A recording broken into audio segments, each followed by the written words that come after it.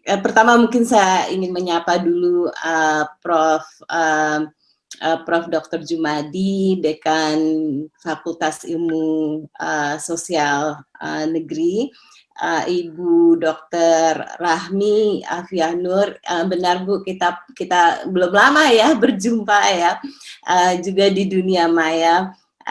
Sebagai pengurus Indonesian Conference on Religion and Peace ICRP, dan Bapak Ibu pimpinan jurusan dan program studi FIS UNM, Ketua Program Studi Sosiologi Bapak Idam Irwansyah, dan juga Bapak Sofyan yang tadi memoderatori kita semua,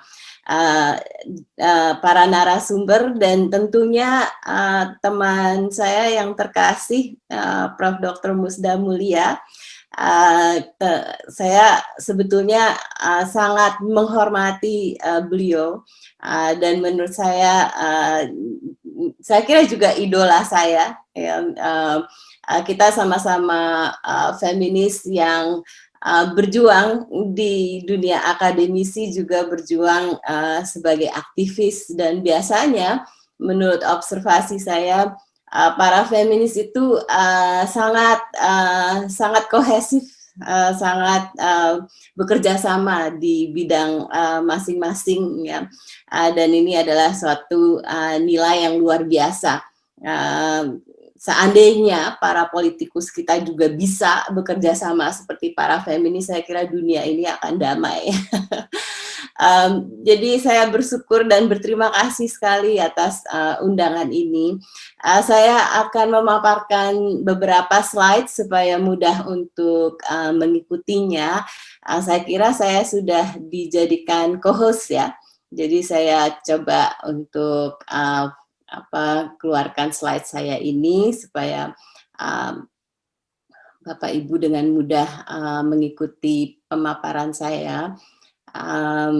Oke, saya kira saya minimize ini, dan kalau seandainya sudah bisa lihat sesuatu, tolong beritahu saya. Sudah, Prof, sudah. Sudah ya? Oke, mungkin apakah ini lebih baik ya? Sudah bisa ya? Mantap. Ya, oke. Nah, jadi pemikiran yang akan saya bahas adalah pemikiran Musda Mulia, karena saya bersyukur saya bisa juga mengikuti perkembangan pemikiran beliau, dan beberapa kali juga menulis tentang beliau di kalangan internasional, karena menurut saya sangat penting buat kita memiliki seorang feminis Islamis ya, yang juga dikenal oleh dunia. Dan saya kira sebagai negara Muslim yang terbesar di dunia, tentunya kita juga memiliki pemikir feminis Islamis. Dan menurut saya pemikiran Musda Mulia itu patut dan sangat kita berterima kasih ya, dengan segala aktivisme dan segala tulisan-tulisan beliau. Jadi tadi yang sudah dikatakan, saya kira benar sekali ya dengan dikatakan oleh Ibu Dr. Rahmi bahwa kitab ini sangat indah, atau buku ini sangat indah. Ini buku yang menurut saya kitab dan buku kita sebagai perempuan yang beragama, atau satu-satunya mungkin buku atau kitab yang membahas secara komprehensif apa makna menjadi perempuan yang beragama. Nah, saya kira saya akan maju satu langkah lagi, bukan hanya makna bagaimana perempuan beragama, tetapi juga bagaimana perempuan feminis yang beragama. Ya. Nah, pertama mungkin yang ingin saya katakan di sini adalah bahwa 16 bab dari bukunya Ibu Musda yang membahas berbagai macam isu yang dikupas, mulai dari pendidikan, keluarga, hak reproduktif perempuan, perkawinan, sistem demokrasi dan politik, hak asasi manusia, hak asasi perempuan, itu semua apa yang dibahas oleh Prof. Musda Mulia. Tapi di dua bagian bab terakhir, beliau juga membahas bukan hanya apa, tapi bagaimana.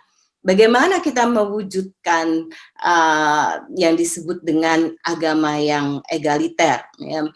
Dan beliau menawarkan dua hal di dalam bab terakhir, yaitu tafsir humanis, feminis, dan juga mengajukan dakwah transformatif, yang menurut saya sangat menarik. Nah, dari seluruh bab-bab tersebut, karena bidang saya adalah feminisme, saya melihat bahwa penelitian Prof. Musda ini adalah penelitian yang sangat feminis, gitu ya. Bukunya ini dari halaman pertama mengembuskan nilai-nilai kesetaraan gender dari halaman pertama.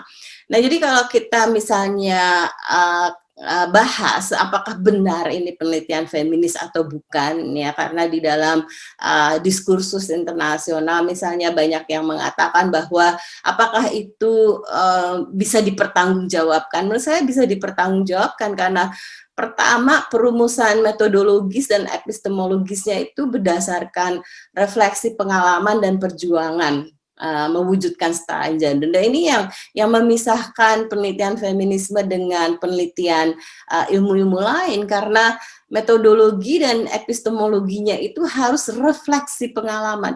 Bukan hanya refleksi pengalaman, tapi harus juga berjuang mewujudkan kesetaraan gender. Ya, jadi menurut saya sangat jelas apa yang dilakukan oleh Prof. Musda di dalam buku ini. Yang kedua, membawa pesan pemberdayaan perempuan. Nah, ini juga jelas.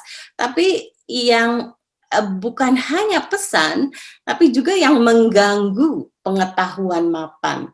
Nah, ini yang disebut sebagai disrupsi pengetahuan dengan penalaran kritis. Banyak sekali buku yang berhenti pada deskripsi, tapi tidak mau melakukan disrupsi.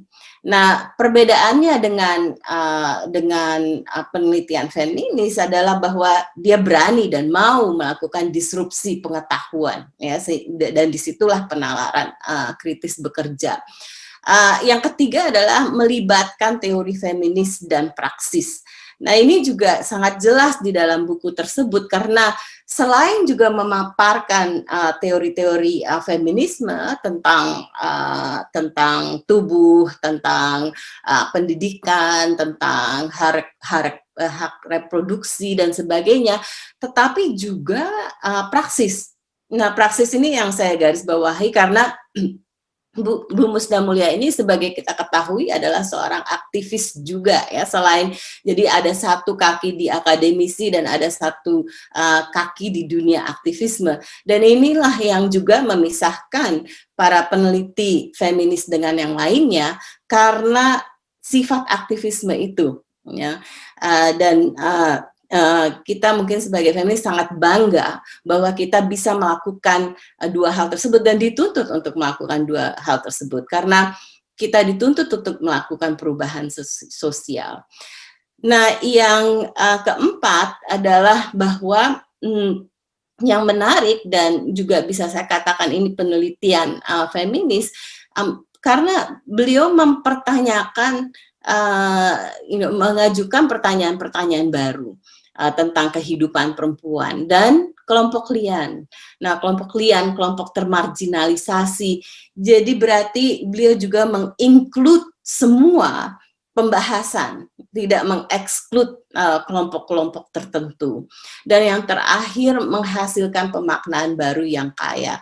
Nih, di sini saya sangat kagum, ya, karena di sini beliau menggunakan multidisipliner, bukan hanya dalam hal ranah scholarship tentang agama, tetapi juga di situ ada filosofi, dan di situ ada juga teori-teori feminisme, sosiologi, dan sebagainya. Jadi menurut saya ini adalah karya yang sangat maknanya itu sangat luas ya, karena menggunakan ilmu multidisipliner ini. Saya ingin menggali pemikiran Musdah Mulia dengan mungkin sebelum itu kita lihat dulu ya ciri-ciri muslimah reformis yang dimaksudkan oleh Ibu Musdah Mulia yang menurut saya menarik. Ada 5 ciri muslimah di sini yang beliau utarakan. Yang pertama tentang otonomi, tentang diri yang merdeka, tentang diri yang mandiri. Nah, meningkatkan kualitas moral di sini sebetulnya ya. Iya, dan beliau mengatakan meningkatkan kualitas moral itu bukan hanya dengan syarat puasa, zakat, haji dan sebagainya, tapi juga aktif menegakkan nilai keadilan dan kesetaraan. Ya, jadi ini sangat buat saya berusaha untuk melihat kedua sisi ini adalah sangat luar biasa, yang mengingatkan kita bahwa bukan hanya persoalan ritual, tetapi juga persoalan bahwa kita harus menegakkan nilai keadilan dan kesetaraan. Jadi di sini otonomi dari yang dimaksudkan oleh Bu Musdah Mulia. Yang kedua, mengendalikan nafsu. Nah, di sini beliau mengatakan bahwa hidup manusia itu tercemar. Hidup manusia itu penuh dengan godaan. Ya. Sehingga kita memerlukan pengendalian atau kontrol diri yang kuat. Jadi pengendalian diri ini yang disebut oleh beliau adalah integritas. Jadi manusia itu harus memiliki integritas untuk bisa mengatakan bahwa dia itu manusia, bahwa dia itu being, ya, bahwa dia itu memiliki esensi, yaitu esensi integritas sebagai definisi manusia. Yang ketiga, ciri-ciri muslimah reformis adalah memiliki pengetahuan yang luas, ya, dan di sini tentunya beliau mengutip dari Al-Quran bagaimana kita harus terus-menerus menggali pengetahuan, terus-menerus mengupdate pengetahuan, dan terus-menerus sepanjang hayat bahkan ya, selalu belajar, selalu terbuka pada pengetahuan-pengetahuan baru. Dan yang keempat, memiliki kepedulian dan empati kemanusiaan. Nah, di sini juga beliau mengutip Al-Quran, mengingatkan kita bahwa di dalam Al-Quran pun kita diwajibkan untuk mendistribusikan harta bagi kepentingan sosial. Itu artinya apa? Artinya bahwa kita di sini harus mewujudkan kepedulian kepada sesama manusia, dan harus juga memberikan empati kemanusiaan kita kepada yang lainnya. Dan yang terakhir adalah memiliki sikap toleransi dan pluralisme. Ini maksudnya apa? Maksudnya adalah di sini saya membaca pemikiran politik Ibu Musdah Mulia, yaitu bahwa kita seharusnya tidak fanatik, ya. Dan di sini mungkin pesan politik aktivismenya kental di ciri muslimah reformis yang nomor 5 ini, ya, bahwa kita mempunyai kewajiban untuk selalu bersikap toleran dan menjaga pluralisme. Nah, dari ciri-ciri muslimah reformis yang disusun oleh Bu Musdah Mulia di 700-an halaman buku beliau tersebut, saya mencoba untuk merumuskan apa sih sebetulnya filosofi dari Musdah Mulia ini. Nah, filosofi Ibu Musdah saya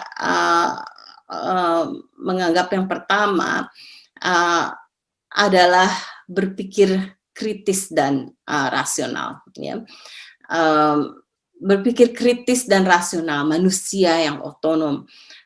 ini kental sekali di seluruh bukunya, selalu kembali kepada manusia yang otonom. Bagaimana menjadi manusia yang merdeka?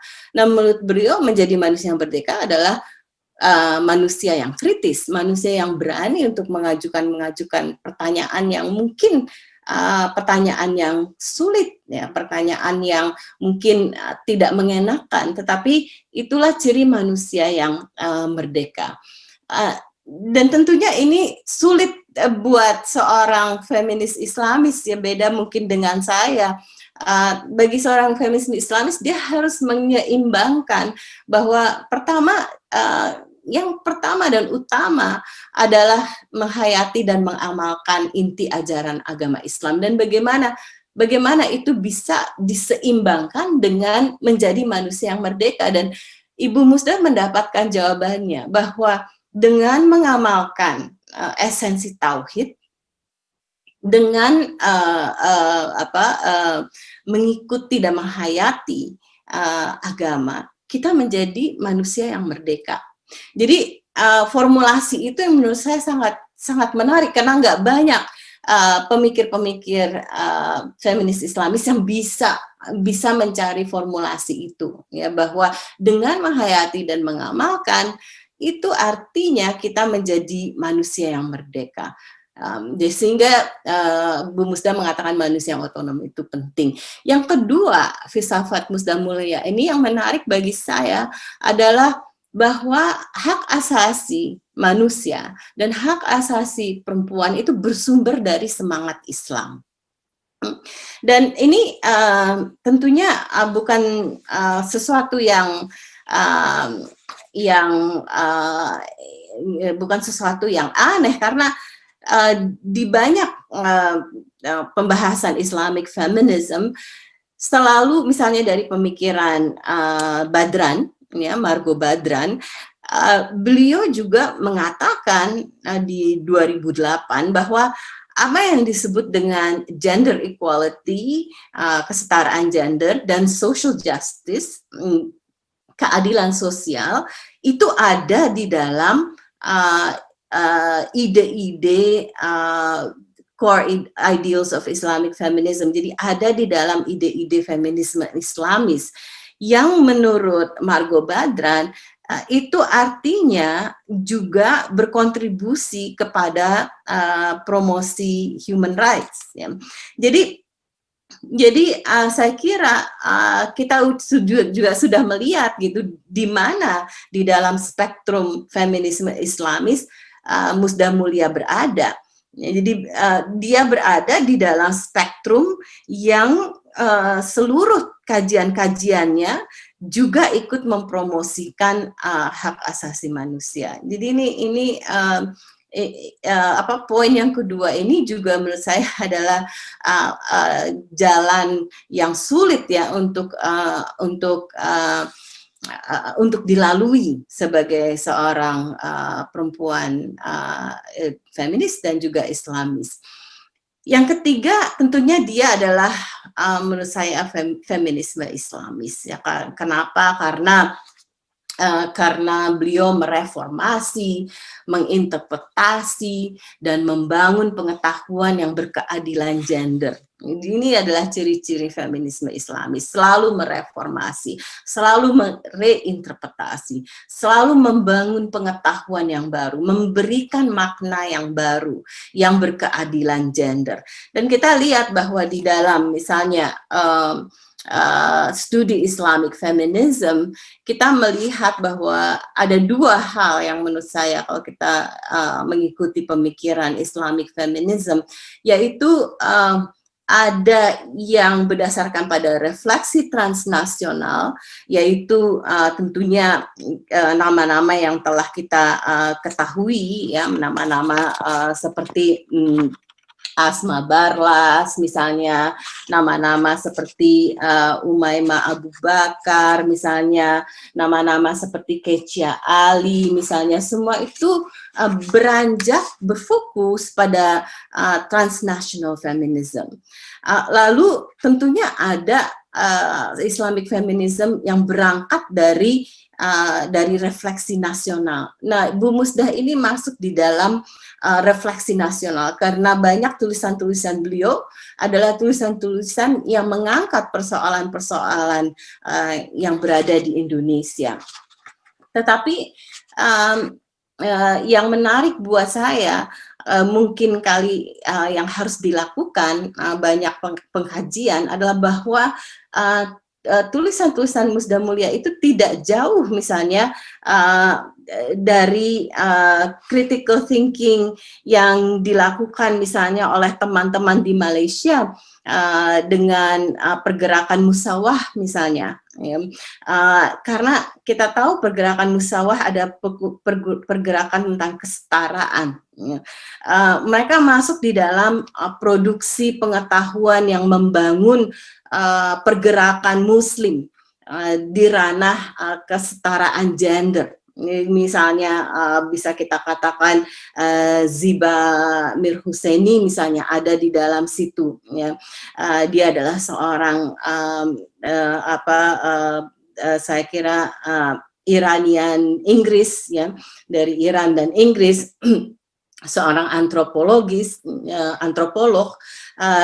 dan selalu menulis tentang critical studies di dalam Islamic jurisprudence yang menurut saya pemikiran Musda Mulia dekat dengan pemikiran itu, pemikiran bahwa di dalam kajian-kajiannya itu selalu mengedepankan apa yang disebut dengan musawah movement, ya, secara global. Jadi kalau dikatakan bahwa apakah pemikiran Musda Mulia hanya nasional di dalam refleksinya, tapi menurut saya dia memberikan hembusan nafas yang transnasional juga. Ya. Jadi ini poin ketiga adalah saya kira ciri filsafat Musda Mulia yang menarik. Ya. Yang keempat adalah interseksionalitas. Saya melihat bahwa banyak sekali pemikiran-pemikiran yang dituangkan di dalam buku itu yang menggunakan pemahaman interseksionalitas, yaitu pemahaman yang berkelindan dengan isu-isu lain. Ya. Nah, interseksionalitas itu sebagaimana kita ketahui teorinya yang sangat terkenal adalah dari Kimberlé Crenshaw. Nah, Kimberlé Crenshaw itu awalnya mengajukan pertanyaan tentang apa sih problem perempuan. Ya. Dia sebetulnya mengambil dari teori Betty Friedan dari The Feminine Mystic yang berusaha untuk mencari solusi atau mencari jawaban tentang the problem that has no name. Kenapa perempuan meskipun dia berpendidikan, meskipun dia memiliki keluarga yang baik, indah dan suami yang baik, tetapi selalu ada persoalan di dalam dirinya, gitu ya. Nah, itu oleh Betty Friedan disebut sebagai problem that has no name, yang kemudian dia lakukan penelitian-penelitian kepada banyak perempuan yang dia wawancarai, dan kemudian dia akhirnya mendapatkan jawabannya bahwa persoalannya adalah bahwa tatanan social order perempuan itu penuh dengan ketidakadilan. Makanya mereka memiliki problem that has no name ini. Nah, Kimberlé Crenshaw dia melihat bahwa problem with no name ini bukan hanya persoalan perempuan, tetapi ada persoalan tentang kemiskinan, ada persoalan tentang akses pendidikan, ada persoalan tentang akses reproduksi. Jadi di interseksionalitas di sini berarti bahwa kita nggak bisa melihat persoalan hanya persoalan kemiskinan tanpa melihat adanya persoalan perempuan. Kita tidak bisa melihat persoalan akses pendidikan dan persoalan hak reproduksi tanpa melihat apa yang dialami oleh perempuan. Dan demikian pula kita tidak bisa beragama tanpa melihat adanya masalah di dalam persoalan perempuan dan agama. Jadi intersectionality, dan ini saya kira di dalam 16 babnya itu saya melihat banyak sekali penggunaan teori interseksionalitas itu. Dan yang kelima adalah aktivisme untuk perubahan sosial. Dan ini saya kira banyak digunakan, seperti Sisters in Islam di Malaysia juga menggunakan bahwa aktivisme itu adalah core, ya, adalah inti dari semangat feminisme di dalam Islam, karena kita mempunyai tanggung jawab untuk melakukan perubahan sosial, ya. Jadi ini ada 5 hal yang saya pikirkan bahwa bisa saya rumuskan sebagai filsafat musdah mulia. Selanjutnya inti dari buku ini adalah ingin menggarisbawahi pengalaman perempuan beragama. Apa sih itu pengalaman perempuan beragama? Yang tidak banyak dibahas, ya, atau yang tidak yang terlewatkan oleh mungkin laki-laki yang beragama. Perempuan yang beragama dari buku ini saya simpulkan bahwa ada peran-peran perempuan yang luar biasa di dalam agama. Saya ingat dulu waktu tahun 90-an, tahun awal 2000, dan bahkan ketika reformasi, ketika negara mengalami kesulitan, ketika bangsa mengalami kesulitan, selalu yang dipanggil adalah perempuan. Dan selalu perempuan beragama, apakah Kristen, apakah Islam, apakah Buddha, selalu bisa berkumpul bersama dan memikirkan persoalan krisis negara, gitu ya.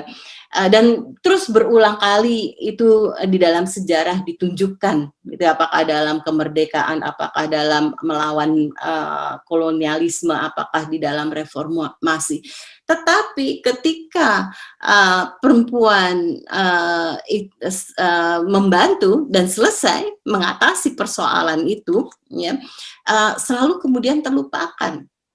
Terlupakannya bagaimana? Mereka balik lagi di dalam barisan di belakang, di dalam kepemimpinan agama, di dalam organisasi agama, ya. Jadi menurut saya ada persoalan kepemimpinan perempuan dalam beragama ini tidak pernah diakui dan tidak pernah dianggap sebagai peranannya yang sangat penting di dalam masyarakat maupun di dalam kebangsaan ini. Yang kedua, menurut saya pengalaman perempuan beragama ini, mereka melihat bahwa di dalam pembahasan-pembahasan tentang Al-Quran ini banyak sisi maskulinitas agama yang diangkat dan mengabaikan sisi feminitas agama. Jadi sisi feminitas agama ini adalah sisi tentang perdamaian, misalnya, sisi tentang kasih, misalnya, di dalam Al-Quran, sisi tentang menjauhi konflik, misalnya, sisi tentang bagaimana figur-figur perempuan di dalam Al-Quran itu memberikan kesejukan, misalnya. Jadi perempuan di dalam beragama ingin melihat adanya sisi feminitas agama, karena sisi feminitas agama inilah yang membuat manusia menjadi lebih baik, ya, membuat tatanan organisasi sosial kita menjadi lebih baik, ya, dan bisa sangat berperan dengan mengembangkan sisi feminitas agama ini dan bukan sisi maskulinitas agama. Yang ketiga, perempuan beragama itu selalu ingin merawat, ya, dan selalu ingin menumbuhkan.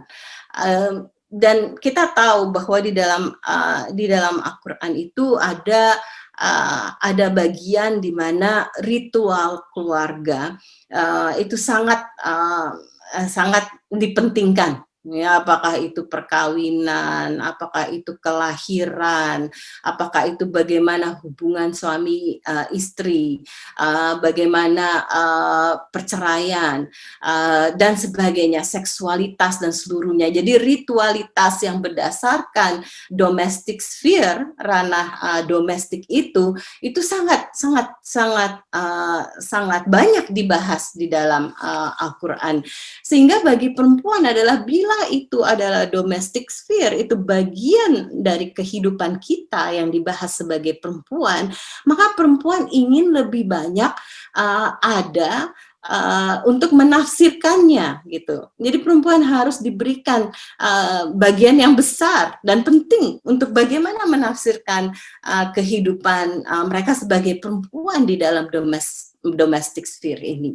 Ya, jadi itu yang ketiga, pengalaman perempuan beragama yang ingin mereka tumbuhkan dan ingin mereka rawat dan suarakan itu apa yang penting buat mereka di dalam ritual-ritual keluarga. Yang terakhir adalah kontribusi perempuan beragama sangat besar seperti yang tadi saya katakan, sangat besar. Ibu Musda Mulia lewat bukunya ini berusaha dengan 700 halaman memaparkannya. Tapi kita harus terus-menerus melakukan penelitian dan menunjukkan bahwa kontribusi perempuan beragama di agama apapun ya sangat besar dan mungkin menurut saya banyak melakukan perubahan sosial. Jadi mereka selama ini selalu di belakang. Sekarang saatnya kita menaruh mereka di depan sebagai pemimpin-pemimpin agama yang luar biasa. Saya kira ini slide terakhir. Yang terakhir adalah kita harus jujur ya, seperti tadi dikatakan Ibu Musda Mulia adalah sosok yang jujur dalam melihat persoalan. Jadi kita juga harus jujur dalam melihat bahwa persoalan kita adalah maskulinitas. Persoalan kita adalah bahwa laki-laki itu perlu untuk direedukasi dengan semangat kesetaraan gender. Jadi kalau misalnya kita mengatakan kesetaraan gender, itu bukan hanya untuk perempuan. Ya, dari tadi Pak Sofyan juga mengatakan sedikit tentang hal ini, bahwa kesetaraan gender itu bukan hanya tentang perempuan. Karena apa? Karena kesetaraan gender itu juga berkaitan dengan laki-laki. Tapi kalau kita mau ikut di dalam bagaimana memperbaiki masyarakat, kita harus sadar juga dan jujur juga mengatakan bahwa laki-laki harus mau menanggalkan privilege-nya. Jadi privilege menjadi laki-laki. Itu untuk bisa kita mewujudkan masyarakat yang setara, masyarakat yang adil, kita harus laki-laki harus mau menanggalkan privilege-nya itu, ya privilege-nya itu sebagai male privilege, ya privilege sebagai sehingga bisa melihat bahwa tindakan-tindakan seksismenya ini karena merasa diri sebagai privilege ya, di masyarakat. Nah, itu bukan berarti kita kemudian ingin mendiskriminasi laki-laki atau yang disebut dengan reverse discrimination, sama sekali enggak. Kita di sini ingin menumbuhkan masyarakat, ya, ingin merawat masyarakat, ingin memajukan masyarakat dengan cara apa? Dengan cara bukan mendominasi kemudian kelompok lain. Ya. Jadi kesetaraan gender itu bukan reverse discrimination. Jadi cara-cara laki-laki yang privilege adalah selalu defensif. Ya. Jadi tanpa menanggalkan privilege itu kita laki-laki tidak akan bisa melihat bahwa apa yang dilakukan di sini adalah justru mewujudkan masyarakat yang equal. Nah, apa pengaruh kesetaraan gender pada kebahagiaan hidup? Dan ini banyak sekali sekarang dibahas ya di dalam ranah-ranah akademisi dan juga di dalam penelitian-penelitian tentang gender empowerment, tentang gender development index, tentang gender gap index. Semua itu apa? Semua itu adalah untuk mengukur. Ini adalah ukuran-ukuran bagaimana meningkatkan kesetaraan gender. Dan di dalam penelitian dikatakan bahwa ketika negara meningkatkan kesetaraan gender, apa yang terjadi, negara itu menjadi populasi negara itu menjadi lebih bahagia. Jadi ada kaitannya antara gender equality dan human happiness. Dan ini terlihat misalnya lewat GEM tadi, Gender Empowerment, GDI dan GGI.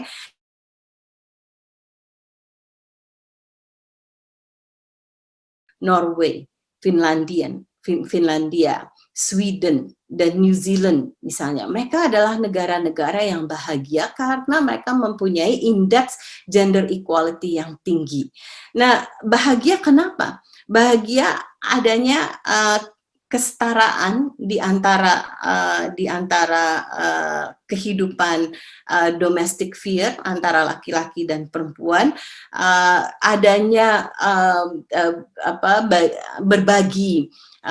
berbagi roles ya di dalam kehidupan, baik itu di domestik maupun di publik, ya, sehingga membuat masyarakat tersebut bahagia. Jadi ini menurut saya menarik. Apakah kita ingin hidup bahagia? Kalau kita ingin hidup bahagia, kita harus meningkatkan kesetaraan gender kita ya di negara kita. Dan yang terakhir adalah melibatkan laki-laki dalam mewujudkan kesetaraan gender.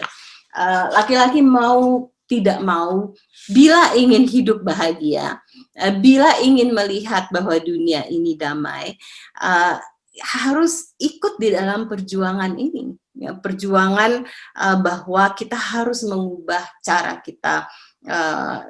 kita berelasi, ya, dan tentunya semakin banyak laki-laki yang feminis itu akan mewujudkan gender equality dan gender happiness dan mungkin human happiness di dunia kita. Mudah-mudahan saya nggak lewat waktunya 15 menit, tapi mungkin itu poin-poin yang bisa saya sampaikan dan bisa dijadikan nanti mungkin pemikiran untuk diskusi. Terima kasih banyak. Terima kasih banyak, Bu Gadis. Sangat luar biasa pembacaan yang menarik, saya kira. Jadi ada beberapa item yang sangat penting, misalkan tidak hanya menjadi feminis, tetapi menjadi feminis yang beragama. Kalau saya lihat ini masih bisa ditafsir gitu. Menarik kalau ditafsir, misalkan menjadi feminis itu harusnya sekaligus beragama, atau yang beragama itu pasti feminis, atau yang feminis itu beragama. Kenapa? Karena kalau misalkan orang beragama perwajahannya yang dominan itu lebih banyak maskulin, harusnya ya teks-teks agama juga penuh dengan teks-teks feminin. Mungkin Prof. Musda ini yang akan lebih diangkat sebagai penyeimbang narasi-narasi beragama, di mana dominasi narasi maskulin yang perwajahan penuh dengan berbagai macam gambaran yang kita jumpai dalam kehidupan sehari-hari. Yang menarik bagian terakhir saya kira adalah ternyata gender equality itu sangat menentukan index of happiness atau human happiness. Ini menarik karena kalau dihubungkan dengan beragama, paling tidak tujuan beragama itu untuk menjadi bahagia. Jadi kalau misalkan ada yang memperhadap-hadapkan feminisme dengan agama, saya kira ketika melihat realitas tadi, korelasi tadi, gender equality yang melahirkan human happiness, itu terbantahkan dengan sendirinya. Sekira luar biasa. Mudah-mudahan Bu Gadis masih tinggal, meskipun nanti karena di sana pagi, jadi Bu Gadis mau mengajar. Jadi mudah-mudahan nanti kalau Bu Gadis mau langsung pamit, bisa kita langsung minta closing statement saja, kalau mau pamit. Mungkin saya bisa tinggal untuk mendengarkan yang selanjutnya, dan kalau misalnya boleh, saya maaf sekali harus mengajar jam 9.30, jadi tapi saya senang sekali telah diundang di sini, dan selamat berdiskusi teman-teman semuanya. Ini adalah yang luar biasa sekali, event yang luar biasa, dan aduh, seandainya saya bisa tinggal semalaman dengan teman-teman, saya akan bahagia sekali. Tapi saya bisa tinggal sedikit lagi untuk mendengarkan yang lainnya. Terima kasih Pak Sofyan.